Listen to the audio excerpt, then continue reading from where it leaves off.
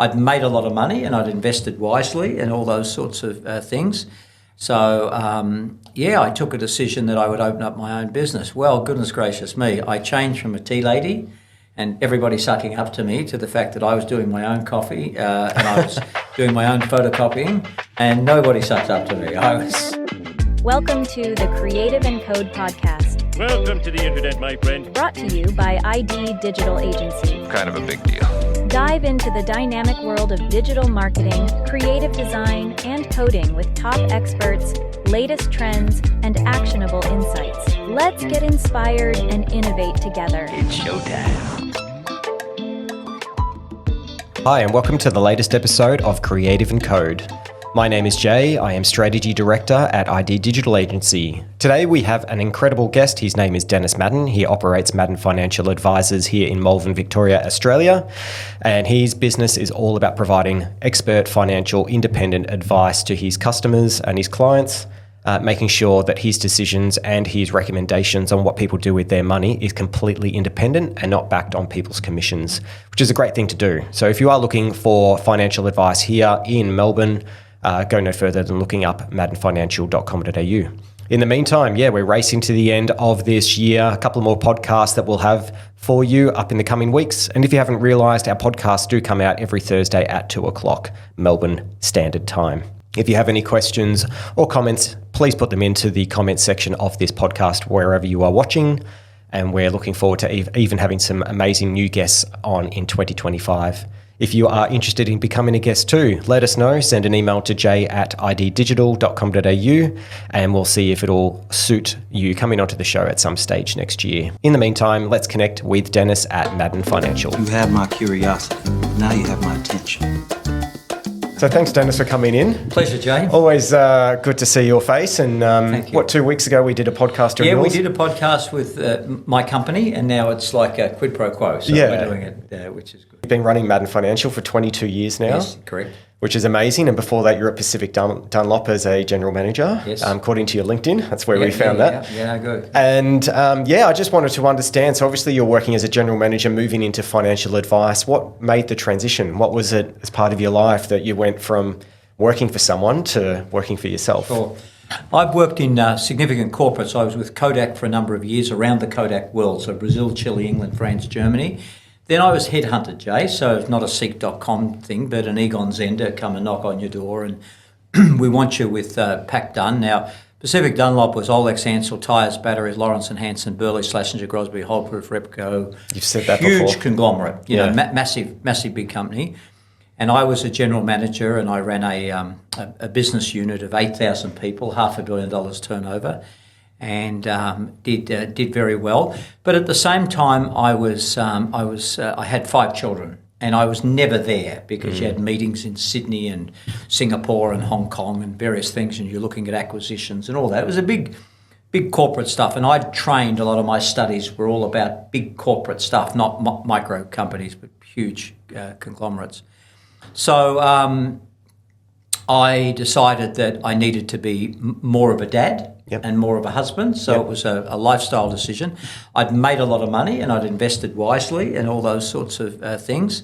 So, I took a decision that I would open up my own business. Well, goodness gracious me, I changed from a tea lady and everybody sucking up to me to the fact that I was doing my own coffee and I was doing my own photocopying. And nobody sucked up to me. I was just sort of there. So again, similar to your story, started off really small. So was it just yourself or you had some others? I had like 1 or 2 people and then just, built it up from there. Never purchased a fee in our life. We've just sort of knocked people off, if you like. So on the accounting division, we've just, sort of picked them up like that. On the advice division, we've just picked them up like that. So it's all organic growth, and we run very tight metrics, probably better than Macquarie Bank. We have a 30% expenses, 30% salaries and 40% EBIT. So our EBIT is very, very, very good. And if Well we done. were publicly listed, you'd want to get in on it. Yeah, you'd be investing immediately. There you go. No, that's fantastic. And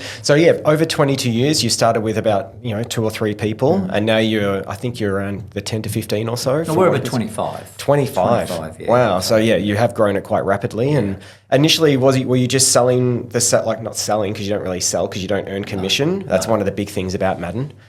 Is that you're not doing commission-based sales, or you're not referring to people who you make money off anyway. So just tell us a little bit about why you're unique and why you've done what you've done. Well, we've got significant points of difference. I think one significant point of difference is to have accounting and advice in the one room. If you have an investment person in me in Malvern and an accountant in Carlton, well, really, we should speak. We don't. I already own an accounting firm. The person in Carlton may very well have a deal going with AMP or somebody else. So the loser in the equation is the client. So we have an integrated position of that within one room. So you come in, there's your chartered accountant, there's your investment person. We also have a banking arm. So it's this total holistic approach. But ASIC has a definition called independent. Now, you can't get away with certain terms like, I'm independently owned, but so is Baskin & Robbins, the ice cream shop, independently owned, but doesn't mean you're independent. Also, non-aligned doesn't mean anything as well. Section 923A of the Corporations Act has a very specific definition. No commissions, no fund-based pricing, funds under management. So if you have 20 million and someone has 10 million, I'm going to charge the 20 million guy double what I charge the thing. Yet the 20 million guy may be really low maintenance and only wants to see me irregularly. Yeah. The $10 million guy or the $1 million guy might be a pain and high maintenance. So we're fee for service. So if you want to have fortnightly meetings, we'll charge you quite a bit, even if you've got a small amount. So it's not fund-based pricing. It's no commissions. No kickbacks, but it's also soft dollar. So it's not just insurance commissions and management expense ratio commissions and SMA commissions. It's also no trips to the tennis. Now, I'm invited constantly to the tennis, to the cricket. Won't you come out to the flower drum? How about Vlados for lunch? And you don't accept them? I don't accept them because, again, there's no free lunch. It's a seduction. It's an inducement. It's about trying to get closer to me for me to give them business. Heck no. I'm there for the client and the client only. And that's what the Royal Commission has said about the banks, that really the bank makes the product. Take NAB MLC. They would make a life insurance policy. Then there was a group of advisors in the various branches that would then flog that product and win a trip to Honolulu or get a commission. And so he said, this is the Royal Commission, he said, you're not an advisor, you're a downstream salesperson. So there is something about being able to say, because doctors are independent, lawyers are independent, dentists are independent, architects are independent, accountants are independent, financial advisors, most of them are on the take. They are conflicted. We are Section 923A of the Corporations Act, 100% independent as defined by ASIC. And there's only about 20 or 30 or so truly independent advisors in Australia. Not companies, actually people. But if financial advice, Jay, is ever to become a profession, we've got to get rid of the contamination and the sweetheart deals and the inducements and the soft dollar commissions they're called. So long answer to a short question. No, I mean, That it sounds good to be independent. They're two of our big points of difference. The issue of the integration of accounting and advice and the integration of being independent. And I think from what that means then, from a client's perspective, is that you're not going to recommend a product because you get an incentive. You're going to recommend a product because it's best for the client It's and in their their situation. best interest. Yeah. And we've found, as trite as it might sound, we've found that the client notices that and they'll refer their neighbour, they'll refer their cousin, they'll refer their brother, sister, their mum and dad, or their children if they've just graduated universities, etc. And because they feel that we are acting in their best interest and genuinely so. Whereas previously, when commissions were done by a lot of advisors, they would what's called churn you. They'd say, oh, look, this life policy we've got with AIA, I'm not happy with AIA. I think we should move to MLC. And what that meant, you got a upfront commission of 115%. So if your insurance policy was $1,000, the advisor would be getting $1,150. Wow. But then in year 2, 3, 4, 5, 6, until you get rid of the policy, you only get a 22% commission compared to the 115%. So they would do that. So it's in their interest to keep you hopping around. Yeah, it's called churning. They do that for 2 or 3 years, and then they'd come with a cock and ball story and say, "Oh, look, we need to move you to this one," which means another 115% commission. So that still goes on to a certain extent, although the government's levelled out 66% and 22%. But the way the companies now seek to seduce advisors is, look, come to this function. We've got a golf tournament on at Royal Melbourne, and we've got lunch value at Blood versus a kickback. Yeah. There's soft dollar commission, so you've got to try and avoid all of that. I see. So by you being invited to the flower drama, whatever it is, that's kind of like being paid to, and I think you then feel like you're encouraged to go with them for anything. It's an inducement. It's sort of like a social obligation of sorts. And, they will befriend you, and then they'll suddenly appear at Christmas time with a bottle of wine and a hamper and, Well, what happens if you do get a present like that? What do you do with it? Oh, we give it away to staff. Right. But you are not going to get any traction with me if you try and do that. The preservation of our independence is just so important.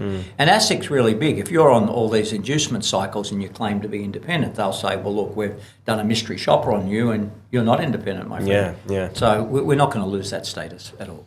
And that's why I guess your brand tagline is a safe pair of hands, Yes. because you really are looking after the client. It's not looking after your back pocket as a financial advisor. We're in a certain demographic. We put the firm in Malvern. We looked at St Kilda Road. We looked at Collins Street. We looked at Moray Street. We looked at all these sort of places. And we decided, no, we're going to put it in, Burundar and Stonington. Now, next to Brighton and maybe Sandringham, you can't get better postcodes.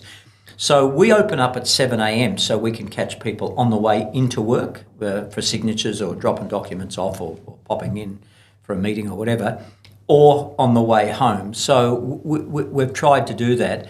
Because you're right next to the freeway too. It's just a quick exit and we off that catch then Wheelers Hill, we catch Mount Waverley, we catch Glen Waverley, Burwood, all of that. And we're 10 minutes from the city on the freeway and the Toorak Road exit. So it's really a good situation. So and walking into your office as well, it's just very quiet. It's very, you can easily focus on what you need to do in there. You've got AM radio pumping. Well, we've got FM, to a little bit. So thank you very much. And it's it sounds like AM. 103.5. Oh, there you go. Yeah. The ABC FM gets a bit boring and so forth with Shostakovich in the afternoon. But we stick with 3MBS, and it is a constant right throughout the day. And it's really this gentle music, and it's a client came in the other day and he said to us, this was like this week, and he said, oh, it's so serene in here. I said, your life could be serene too, but you choose not to have it that way. Yeah, exactly. We do. So you just need a bathhouse around the corner and clients would never leave, would they? That's right. That'd be very good. Yeah, good. So I just wanted to go back. So at Pacific Dunlop, the reason you left was family and spending more time.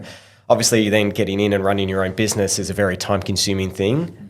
I think you've had all your kids work for you at some point in time as well? Work would be an exaggerated term. They've certainly attended on salary. There's no question of that. And come the 15th of each month, because we pay monthly, so our bookkeepers don't have to do fortnightly or weekly things. They just do once a month. Yes, they've certainly been there ready to receive their you should pay them in cash, so they have to come in every week. That's right. I'd like to per diem, like per day or something. But they all have. I've still got a couple of them doing very, very well. And one of your sons as well, he worked for you for quite a while, and he's then gone and done what you did. That's he's established his own. He's opened up his own business called Dracker Financial. He's into Vikings and things, and apparently Dracker's a Viking ship, so he's got pictures of that. He's into karate and things too. But he runs a very good business. He's third Dan black belt in karate. He's very very good, and the others are all interested and working.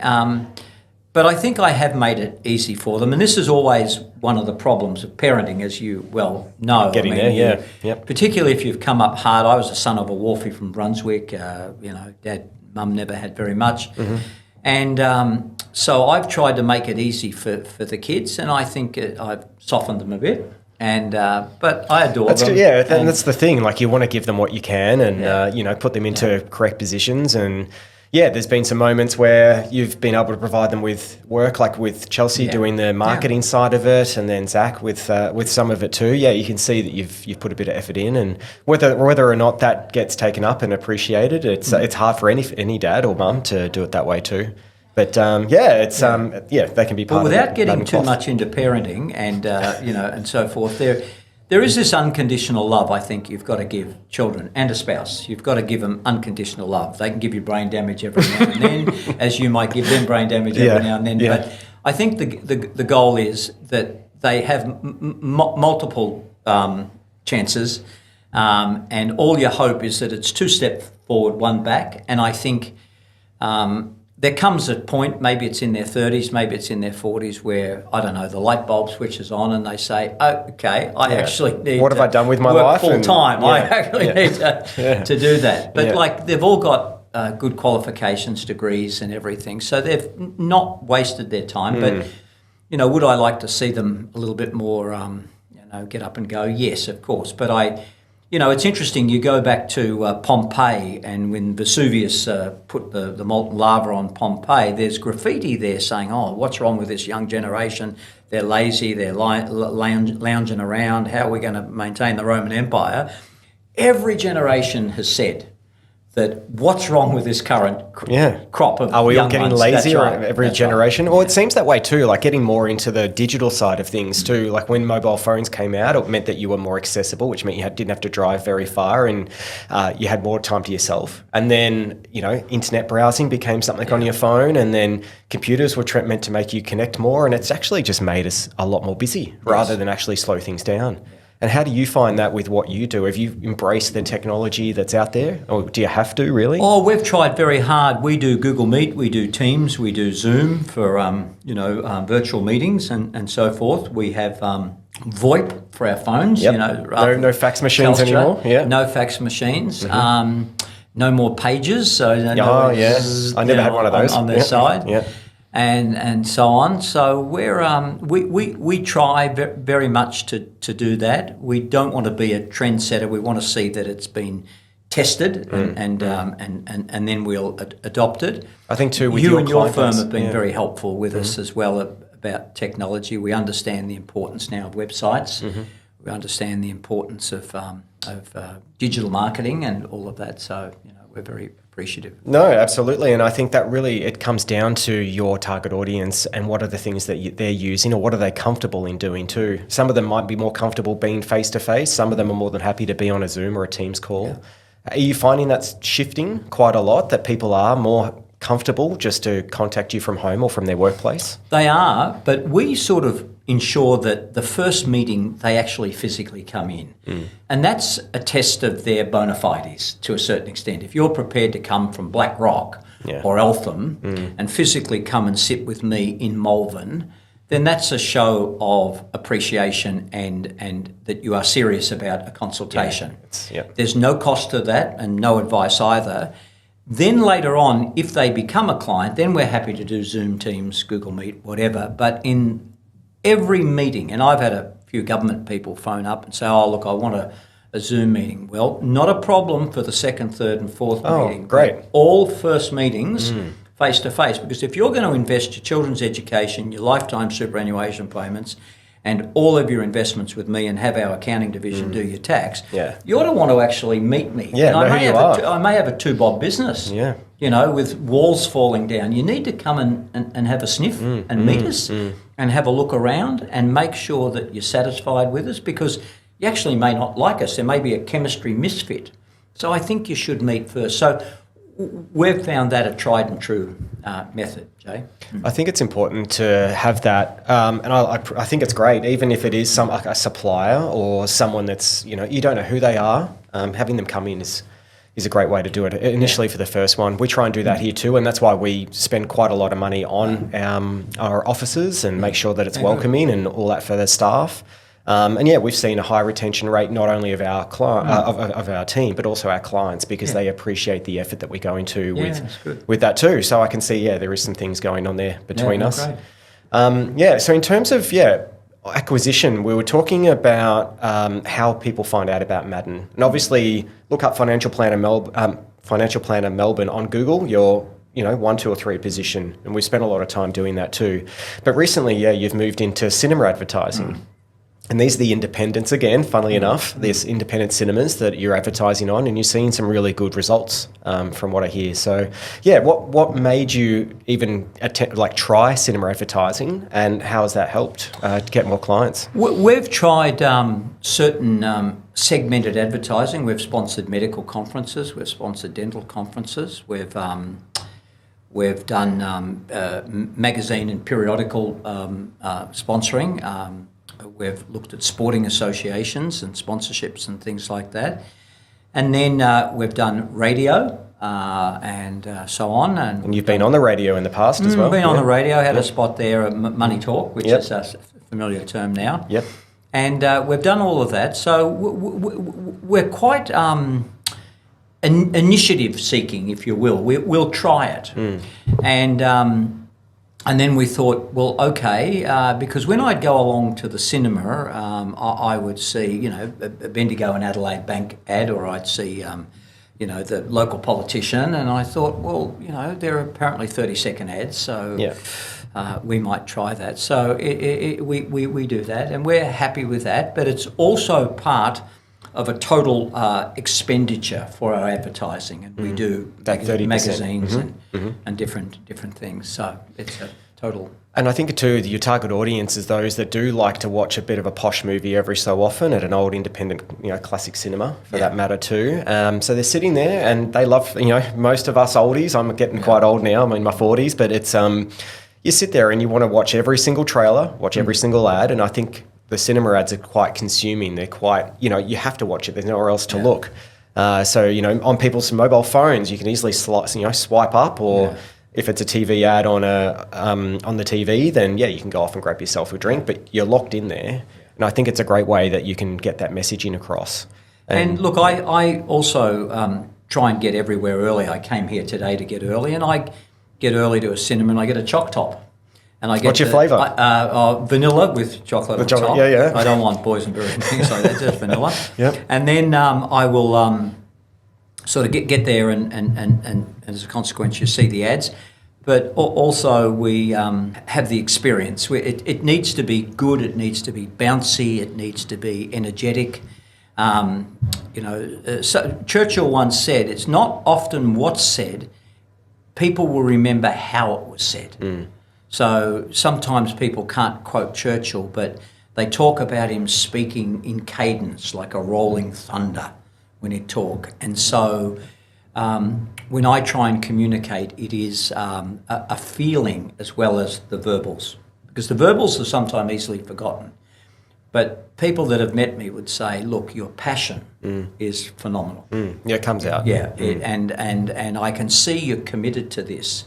Now, then it's a leap of faith for them to say, well, I can trust him, or I don't trust him. But that's why face-to-face meetings are important. Yeah. And then they can say, yeah, look, this guy will fight a war for me. He'll fight a Stalingrad. And that's the thing, like if that's another point of difference, if people are shopping for their next financial planner or during retirement, they're looking at that. If you say, no, this is the way that we work, you're standing out from the pack straight away, which is quite good. Yeah, no, Going back two steps forward, one back, Jay. And going back to the choc top too, I've got a bit of a tip, because when I was young, I used to work in the cinemas. Yeah. If you have your choc top, bite off all the chocolate, dunk it in a small popcorn, and you have the sugar and the sweet coming through. Oh, gee. Oh, that's very good. Yeah, it'll change your life. Oh, Jay. That's excellent. That's probably the most notable thing today. No, exactly. So, in terms of the future with what's happening with Maddern, looking at how, cinema, website, word of mouth, I think are the core things that work for you. How do you see things changing? Like, obviously, you're now got a podcast happening, so you're on multi-platforms, you're on Apple Music, Spotify, Amazon as well, podcast. Lots going on to get that word of mouth or get that exposure out there. AI, how are you integrating that into the system yet? We're doing our best, but we don't want... AI can be, because I, as a guy that's studied a lot and got a few qualifications, I've asked a lot of professors who are clients, can you pick an AI thesis or report? Oh, absolutely.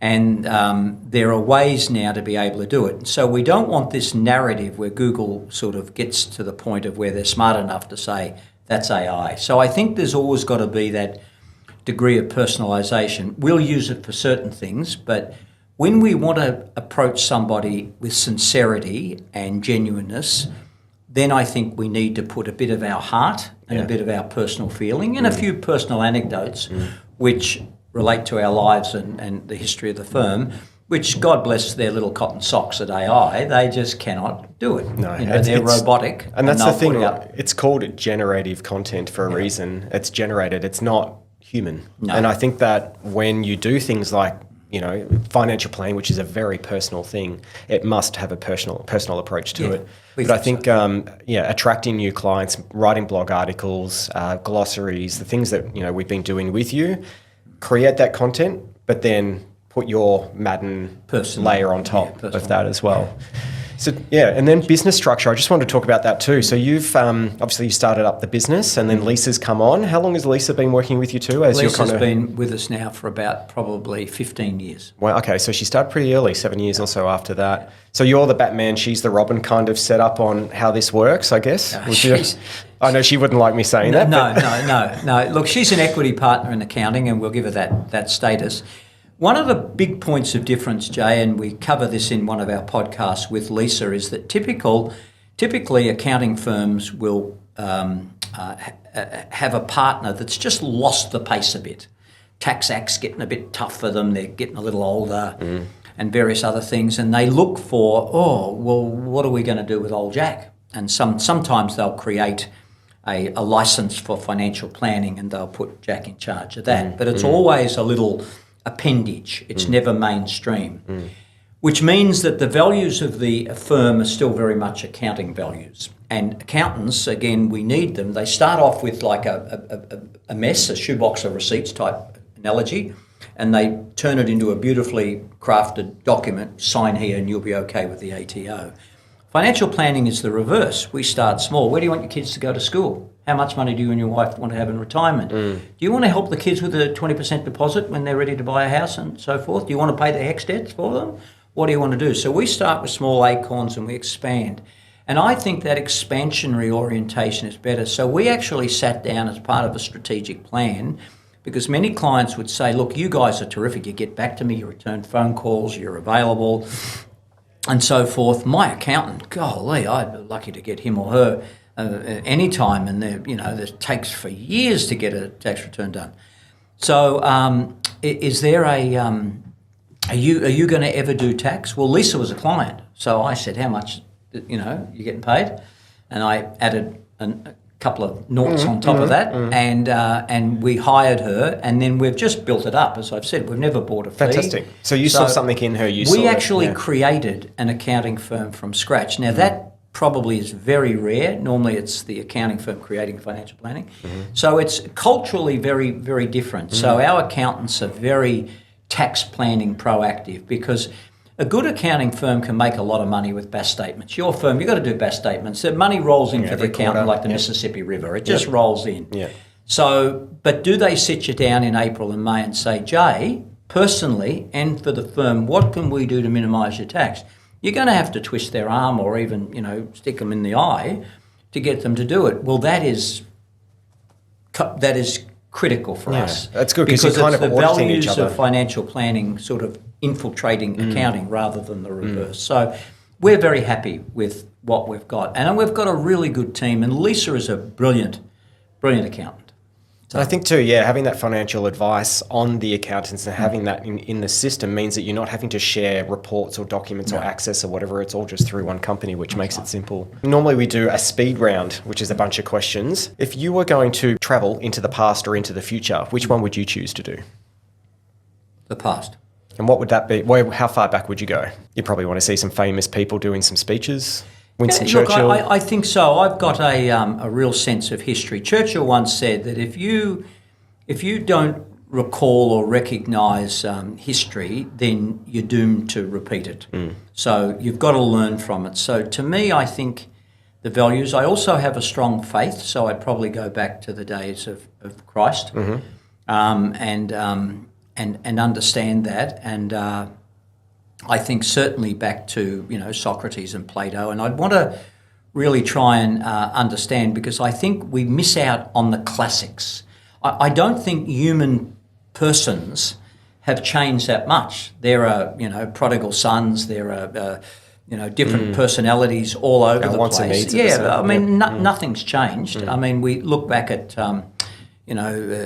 medieval times. They're the same: introverts, extroverts, this personality, that personality. So why do we need to reinventing the language to understand what the nature of human beings are?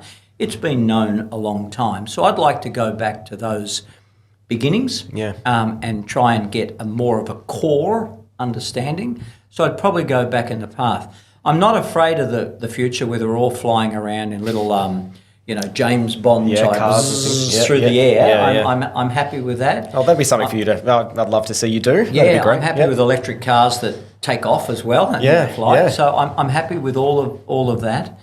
But I think I'd probably want to go back into the past and understand core values in the human condition. Do you prefer working with numbers or working with art or creative? I think both. Luckily, I am a right-brainer by nature, this creative type, but I also understand numbers. But I think without painting that Rembrandt, without painting that canvas of where we're going, where on earth are we going, and then we can analyse quantitatively certain parts of that. But if you don't know where you're going, as they say on Alice in Wonderland, if you don't know where you're going, any road will get you there. So you've got to get that. So I'm lucky in the sense that I'm naturally right brain, and I've taught myself a lot of numerical things. No, great. And quotes too from Winston, which is good. I'm not bad.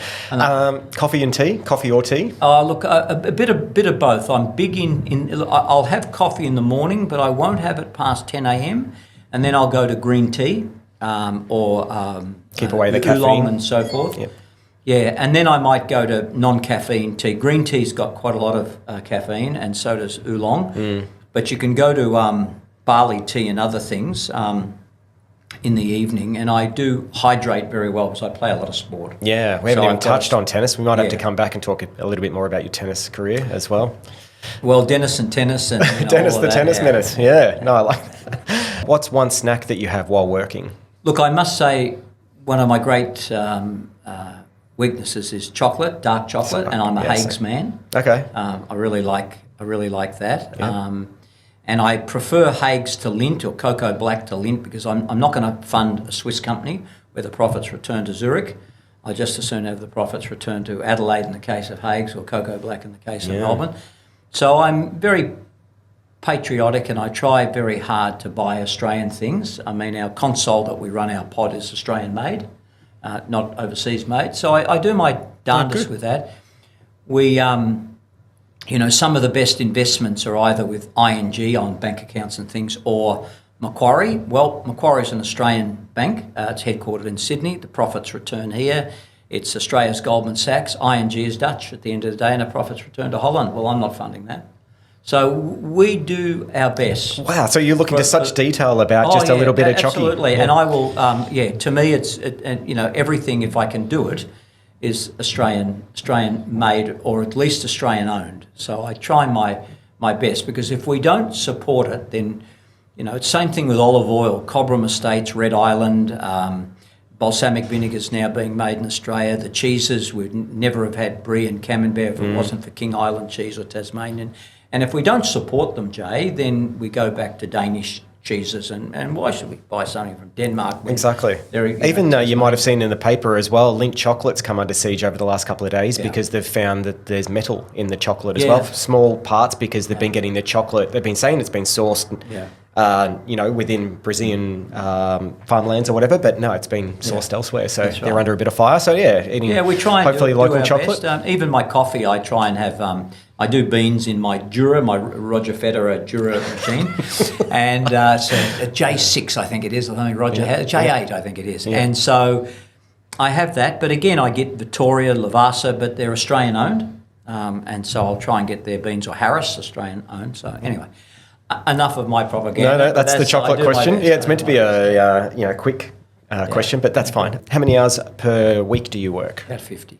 That's pretty reasonable. It is. Considering I what used you to are. work more, but I've now got really good staff that I can delegate. I can get away from the office to come and do this, and the place is not going to collapse. No, and exactly. So forth. Well, the amount of times that you do your tennis, you're all over the world during the year as well, playing your seniors, and you're ranked pretty highly. Do you want to just mention what your rank is at the moment? Look, I was 12 earlier this year in May. That slipped a bit because I didn't